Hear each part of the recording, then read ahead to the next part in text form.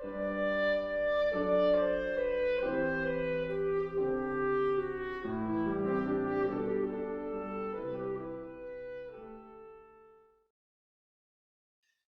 the title of the talk tonight is "Nothing Will Make You Happy." Okay, so this statement can be read in one of two ways. And the first way is sort of an unequivocal statement which says basically that nothing that we will experience in life will make us permanently happy. Right? Temporarily, sure. I mean, there's lots of things that can bring about temporary happiness, maybe lasting for some period of time, but not permanent happiness. And the reason for that's really simple, actually, is because no experience is permanent. Um, if we are being dependent on experience as the source of our happiness, that experience, however good it may be, will change over time in some way. And we've all had this experience ourselves where, we've had many enjoyable, wonderful, blissful, satisfying times in our life, and yet we know that after some period of time that tends to change, and then we find ourselves again wanting something more, something better, something more blissful. So when we really look at it over a course of a lifetime, we can see moments, yes, of happiness, no doubt, but they're preceded by this sense of wanting, hoping, anticipating, and then there's a period of happiness, and then even while those happy circumstances are happening, there's a deep down, maybe very subtle, but there's a sense of anxiety that this may not last. This is at risk.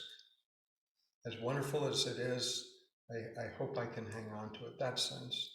And then, time passes and the glory begins to fade, and either the experience didn't evolve quite as we had hoped it would, or quite as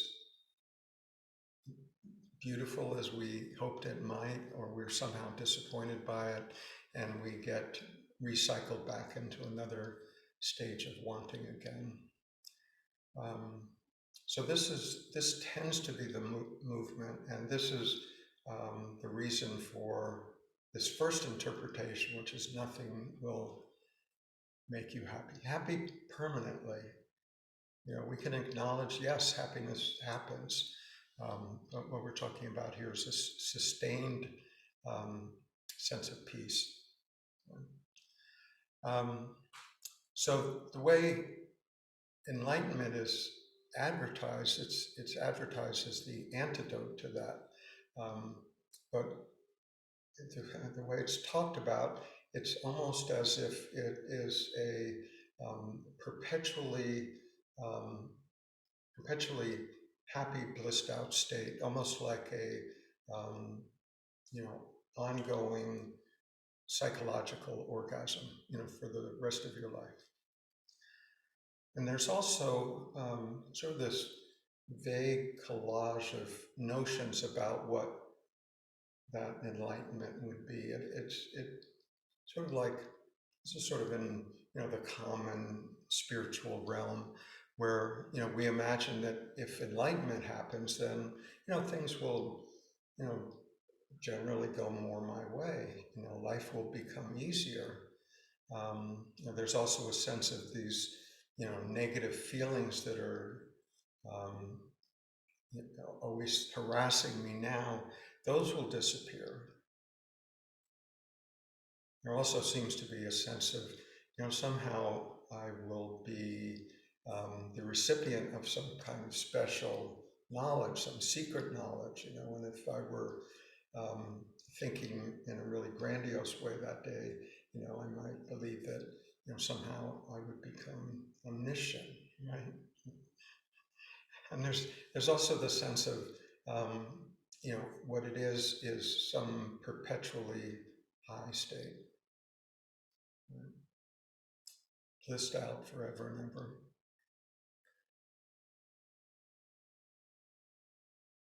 But none of those things, on the level that we're talking about, none of those things are actually true. Um, things don't always go our way. Negative feelings do arise. You know, knowledge is knowledge. It's all conceptual. And high states are simply states, and all states come and go.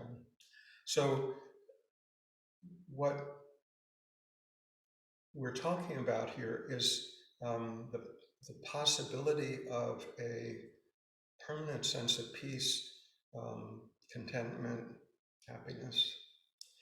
And the way that's typically sought is on the outside in circumstances, situations, events, experiences, out on that level. And as we said, uh, those are always in a state of flux. Those are anything in the realm of form, realm of the world, realm of relationships, situations, etc., are always subject to the law of impermanence. So they're always, even when everything is going as we would like, there's still a discomfort. There's still not a sense of total ease. So what do we do with that? I mean, in some ways, we're sort of like Charlie Brown and the football on Thanksgiving Day, where we are ever hopeful year after year that the football will be there when we go to kick it, and then every year Lucy pulls it out, and it's not quite there, and yet we continue year after year to place our bet on our happiness, on things out in the world, on things on the outside, on the periphery, on circumstances, on experiences, on attainments, on meeting our goals, all of these things. And all of those things are fine. They all have a place out in the world. It's fine to go out and explore what this body mind can do. And yet, if we are looking for a permanent state of contentment, happiness, in that direction, we will be forever disappointed.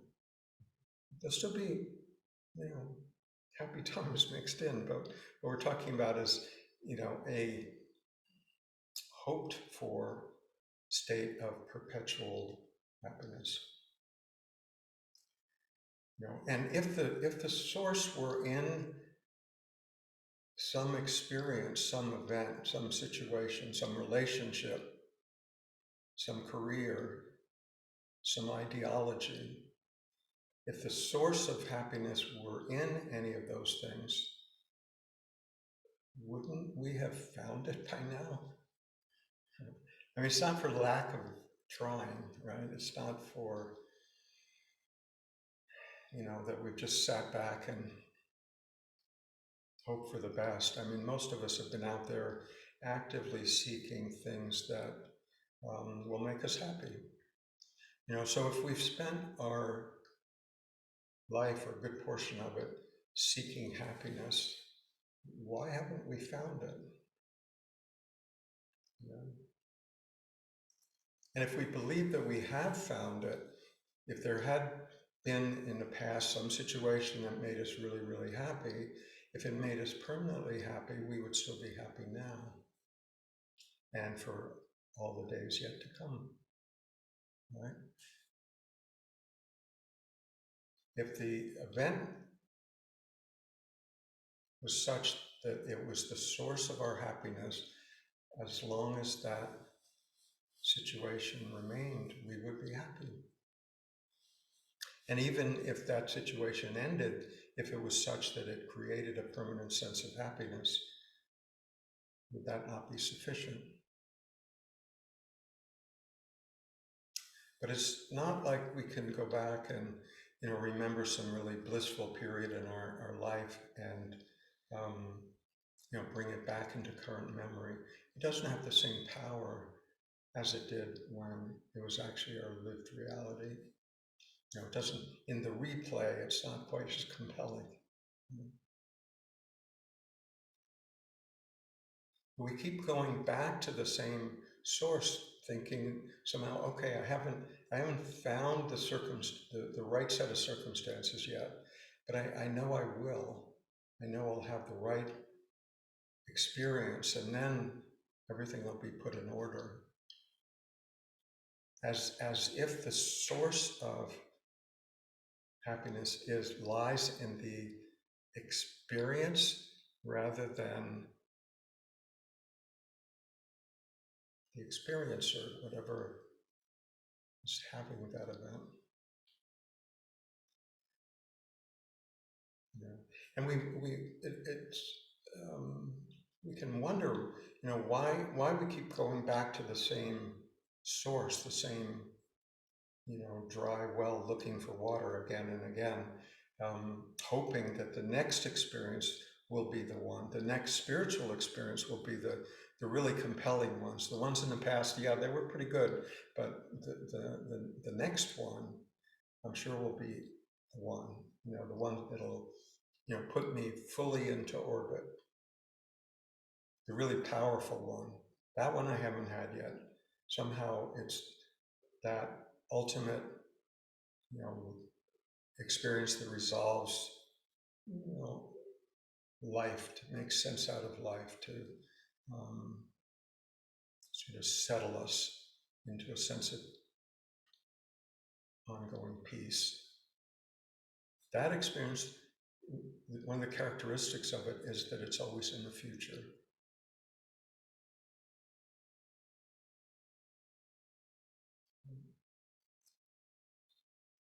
So what we're talking about here, it has some resemblance to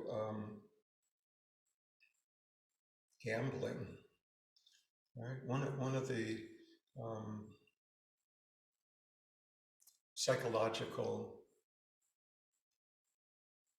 characteristics of gaming is the compelling nature of intermittent gratification. It's not like we're gratified and rewarded, every time we pull the slot machine lever. It's only once in a while, but it's often enough that it keeps our hopes up. They may be dashed 9 times out of 10, but then there's always the possibility. It's always the next one. It hasn't, the big payoff hasn't happened yet, but the next one, maybe it just might be the very next one. And we do the same thing with our expectation of the next experience that we may have as being the one to resolve everything. And then it doesn't, right? And we somehow blame life for this. It's like, well, maybe God doesn't like me. Maybe God is playing hard to get. The other possibility is maybe life is hinting that we're looking in the wrong direction. Maybe hinting in sort of a subtle way, when things don't quite work out, or maybe in a really direct way, like getting hit in the head by a 2x4. It's not that this movement towards wanting happiness, wanting a sense of well-being, the movement itself is not wrong. It's the direction. It's the direction that we're looking is not fruitful. If we're looking for something in a direction where it can't be found, how long will we need to look? So this, life not quite working out the way we had hoped, or not being quite as fulfilling as we had expected. This is actually life suggesting an alternative. May not feel good, but it's actually life working, you know, to our benefit. It's like saying, yes, this direction. Um, there's suffering down this road. Maybe subtle, maybe overt, but this cycling of hoping, wanting, getting for some period of time, and then fading, disappointment, disillusion, and again wanting only more. That movement is life pointing out something very important. It's not life working against us. It's actually life trying to um, point to a possibility of a more fruitful way of looking.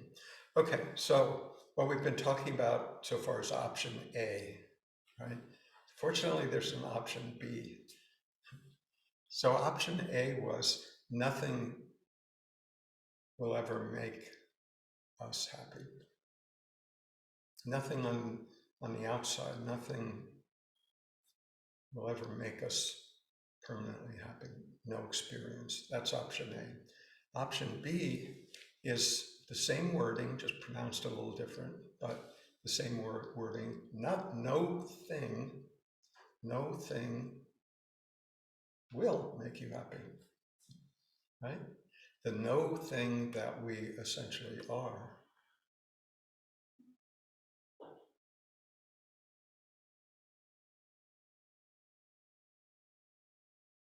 This no thing is what we were pointing to early in the lead-in meditation, just that spaciousness. It's not a thing, right? It's not an object.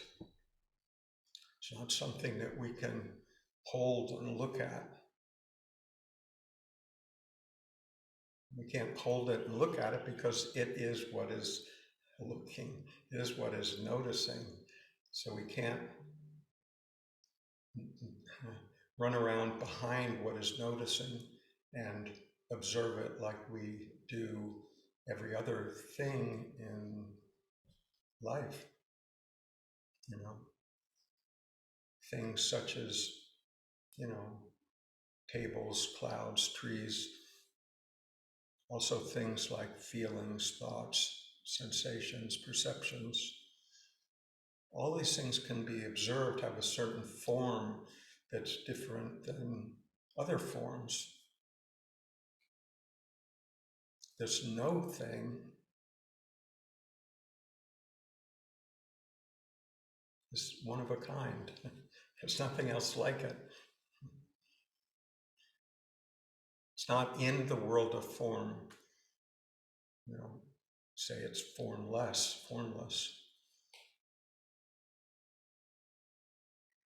And because it doesn't have a form, it's not subject to the laws of form. It's not subject to the law of impermanence. It doesn't fade with familiarity. It actually grows with familiarity. It doesn't disappoint.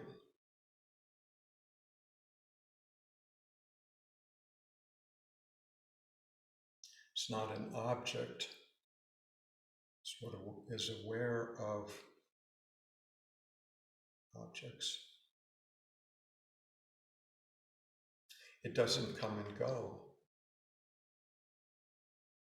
It's almost as if it's an unmoving center around which everything else swirls.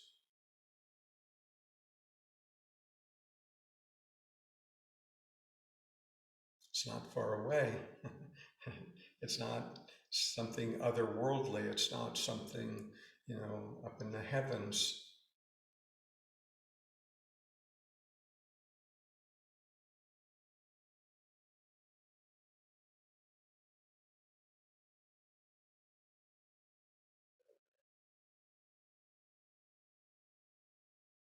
I was reading something um, from Chan Buddhism, which is early Chinese version of before it got exported to Japan and was called Zen. Um, but they had an interesting word for heaven, and it meant sky. So when they talked about heaven and earth, there was sky and earth, and we as humans were in between. I love that image. So as we were talking, it's this no thing, this spaciousness, um, is not distant. It's closer than our own breath.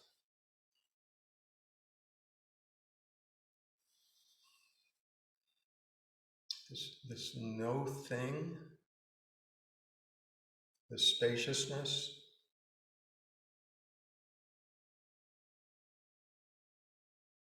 that is aware and functional, fully functional right now in all of us. It's not subject to rot and rust.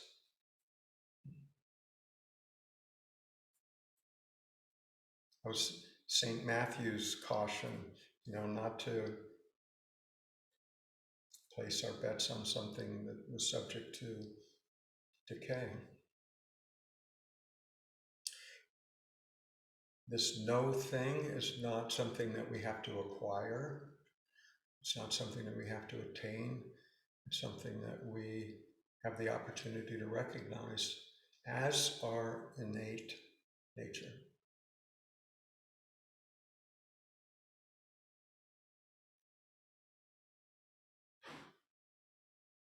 And this spaciousness, this no-thingness, or it could be called our awareness or consciousness, is the easiest thing in the world to dismiss, to overlook, to ignore,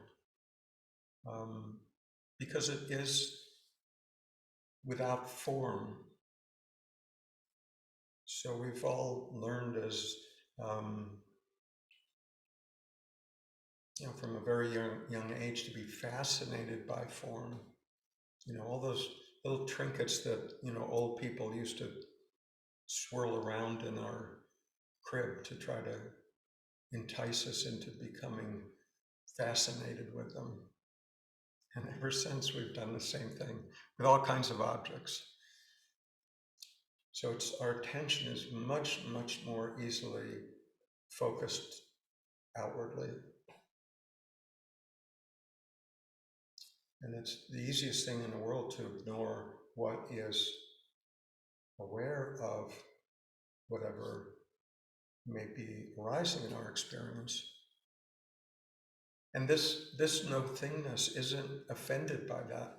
It doesn't insist on being noticed. It's okay with allowing us to go out and explore life to our heart's content. It's not worried.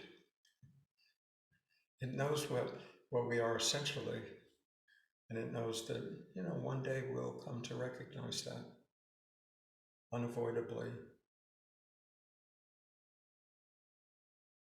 And we can say that only because we can't ignore what we essentially are forever.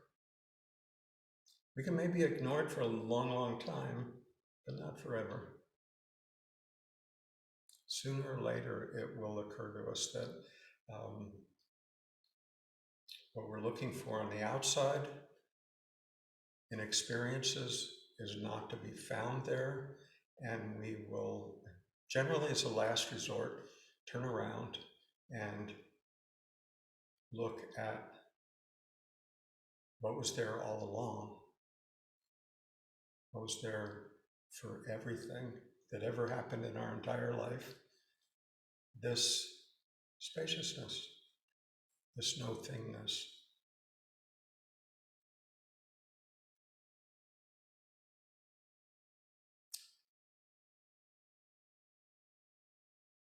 So what I'd like to do is go back and look at, I'd listed, 4 things that are commonly believed about enlightenment that are not really true in the conventional sense, but in a sort of paradoxical way, they are true in a more ultimate sense.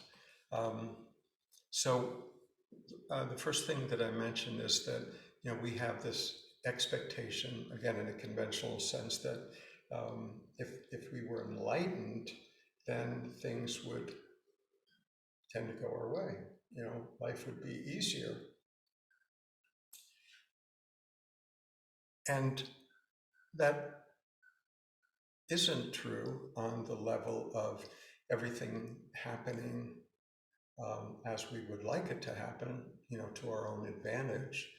But it is true in the sense that um, life happens in a way that benefits us.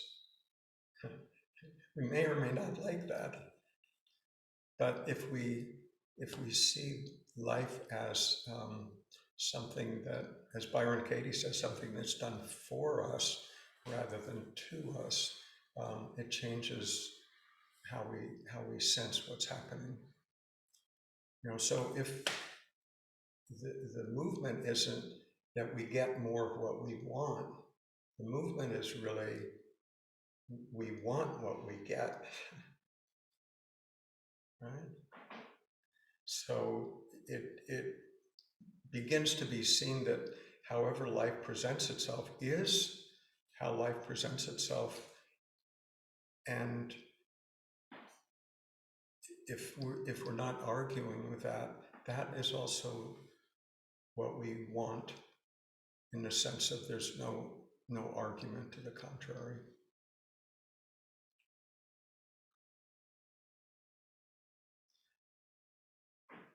Dante famously said, God's will is our peace.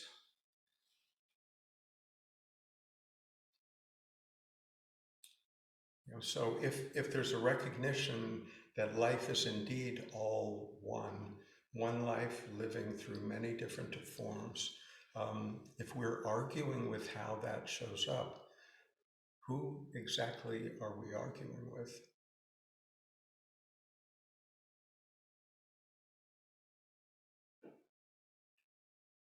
So again, it's not that things after enlightenment always work out to our individual benefit. That's, of course, not true.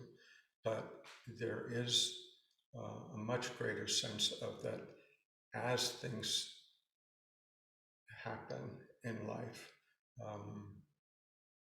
it's life presenting itself.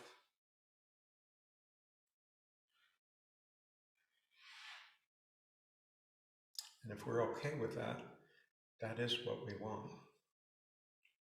We would be silly not to. Okay, there's also the sense that, around negative feelings. Well, if I were enlightened, I wouldn't have any negative feelings. Well, that's not true either on that sense. Negative feelings can arise. They arise from the conditioning, that our body-mind has gone through over the course of a lifetime. That doesn't disappear altogether. It might smooth out to a certain degree. But it's not that negative feelings suddenly, disappear from our experience, nor do positive feelings either. But what does change is that it doesn't feel like they are at the core of what we are. There's much more of the sense of that being an arising more on the periphery. So it's not like we're dissociated from the feelings. We can still feel whatever feelings arise fully, but it's seen much more as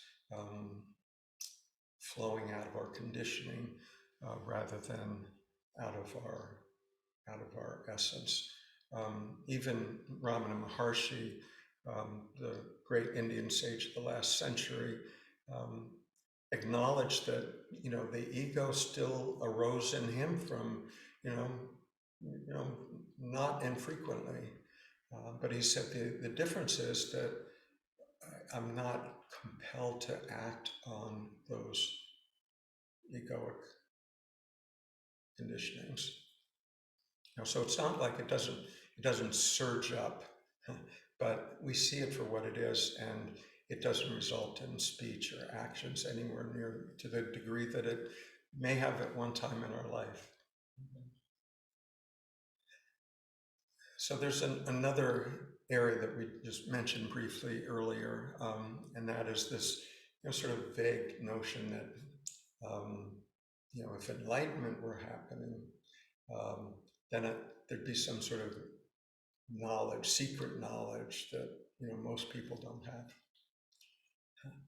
Well, this on the conventional level is clearly not true, because simply because all knowledge is conceptual, all knowledge based on facts, ideas, science, all conceptual, which can be really useful and can pay our bills and allow us to function in the world. There's no problem with it. It's just not that what we're talking about here is it's not conceptual.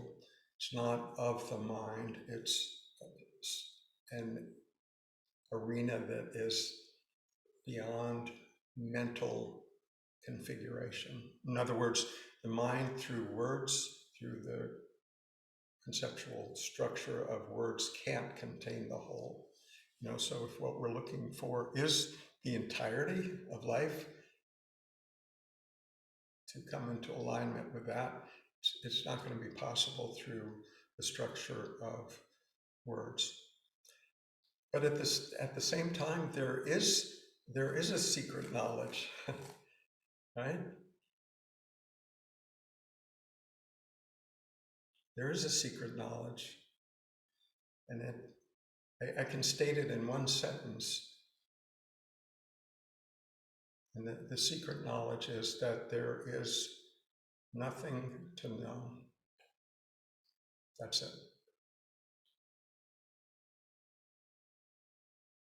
And when we hear something like that, it's like, oh, that must be a Zen thing, it's not, must not really mean what it sounds like. And there must be some hidden agenda in there somewhere. No, it means exactly that. But we dismiss it. We believe, we're quite sure that no, it couldn't be that. Couldn't be. It doesn't sound right. Tony Parsons calls it the open secret. It's so out in the open that few people see it. It's so clearly obvious that it appears obscured, and so we miss it. We miss it not because it's not present for all of us. We miss it because we're looking for something else. We're looking for the spectacular. We're looking for the complex. And so we miss the utterly simple, in your face,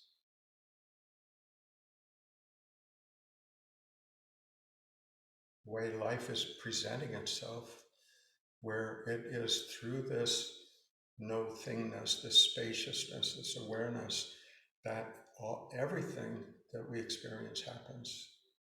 It all happens within that space. And that space, it has a formlessness to it. It's not subject to the world of form. There's an emptiness to it, which sounds scary, but what it's empty of is that sense of me being a separate personal self. That's what it's empty of. And we get used to that. We get used to um, that sense of emptiness or formlessness or spaciousness. At first, it can feel like there's nothing solid under our feet, like there's no ground to stand on. That's what freedom actually feels like. It's not like we fall back onto a set of ideas and theologies and beliefs and expectations. What we recognize is that there's this there's a spaciousness there. The spaciousness that's big enough, vast enough, empty enough to allow the entire world to appear within it. That big.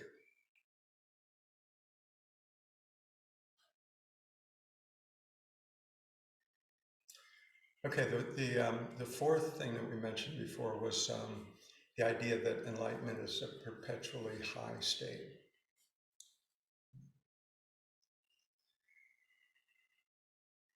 Like, if you take Mount Everest, someone that climbs Mount Everest, I mean, long prep time, and then there's that, short time on the peak, I don't know, 15 minutes, an hour at the most, maybe. And then it's back down to base camp, back down to the valley, but it was like a once in a lifetime. I was there, and then it's back down to the valley. But Douglas E. Harding has a beautiful take on that. He says, go for the valley experience.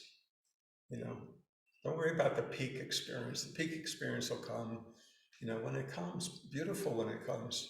But, in terms of something reliable, something that we can access anytime, go for the valley experience. If you can find that which we are in the mundane everyday world, well, you can find it anywhere, right? You're not sitting around waiting, for a repeat of that wonderful experience you had in 2007. You can see it at any time. We can see it at any time, just like we pointed to at the beginning, just in our normal perceptions, and then looking back at what was aware of that. Then we can see it anywhere. We can see it in any person. We don't have to wait for that peak experience. In other words, the peace that we're seeking isn't dependent on a particular state. It's not dependent on a high state. If it's dependent on the high state, it will always be intermittent. It'll never be eminently available all the time. If we believe that where it's housed is in high states, then we'll be forever waiting for the next high state. We'll be dependent on the state rather than recognizing what we truly are. So if it's state dependent, let's put it this way, if it's not state dependent, if our happiness isn't dependent on our outside circumstances, then that happiness, you could say, is uncaused. Right? If we're not waiting for and dependent upon some particular experience to create that high state within us, we can find happiness whether or not that high state is occurring or not. Then you could say that there is a peace that's beyond understanding. If it was dependent on the high, the next beautiful experience, then we can all understand that. But the peace that's not dependent on next experience. That's peace beyond understanding, right? It's beyond our mental capacity to understand. That peace is what's left when all of the ways that we might otherwise identify what we are just gently set aside as being maybe relatively true, but not absolutely true. And what's left after all of that's been set aside is no thing, right? No thing will make you happy. It is what we already are. And that no-thingness has the quality of peace and the quality of contentment that's not dependent on external circumstances.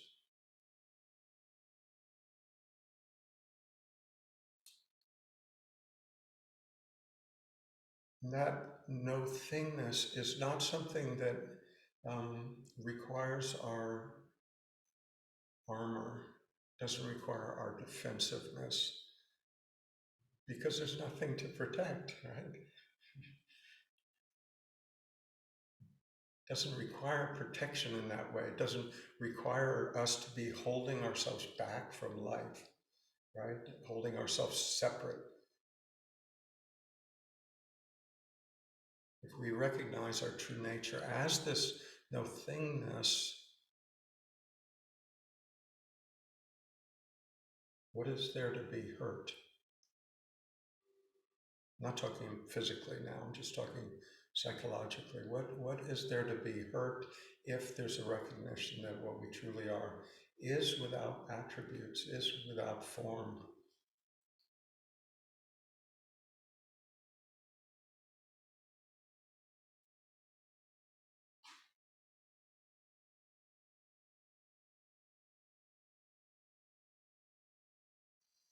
There's also this sense of effortlessness to maintain that view, because we're not trying to hold any particular view. We're allowing just that spaciousness that already is to be, to view from that which is what's already happening. We just aren't acknowledging it. So it's just allowing ourselves to recognize what's actually already happening, rather than taking credit for it as a personal, separate entity. So it can feel this no-thingness, this internal emptiness, this vastness, spaciousness, awareness, however you want to characterize it. Are of course all words that don't come close to it, but it's the best we can do. So it's implied that there's a sense of, you could call it spiritual poverty. It can feel empty, like we're left holding nothing. But that nothing is so empty that it allows everything to be encompassed within it, without resistance, without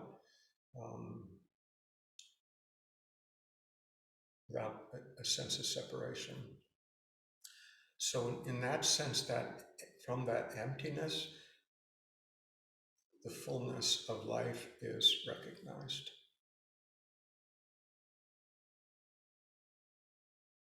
When that emptiness is fully grasped, fully recognized as being our original nature, our true nature, our essential beingness. That emptiness is recognized as that. There's a vastness to it. Vastness large enough to receive all of life's experiences.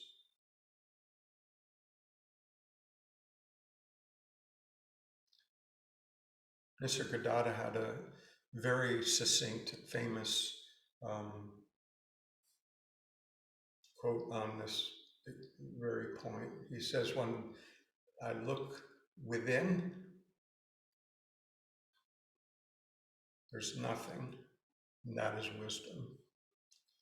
When I look without, outside of myself, when I look outwardly, I am everything, and that is love. And between these two, my world turns.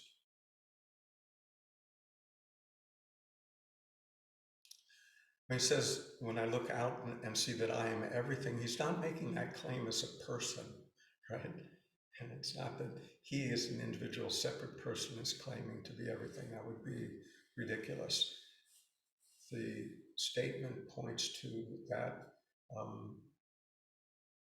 spaciousness which can be recognized as ourself, in ourself, um, as being without limits, is where the entirety of the world appears.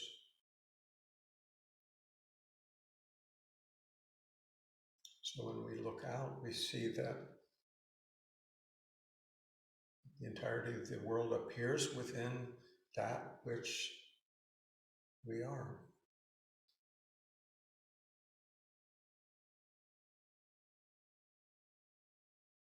It changes things, right? It's not like me as a separate little person running around in a great big world and hoping for the best, hoping that nothing too bad happens before I die. It changes the perspective completely. That entire experience happens within that which we are. Beautiful.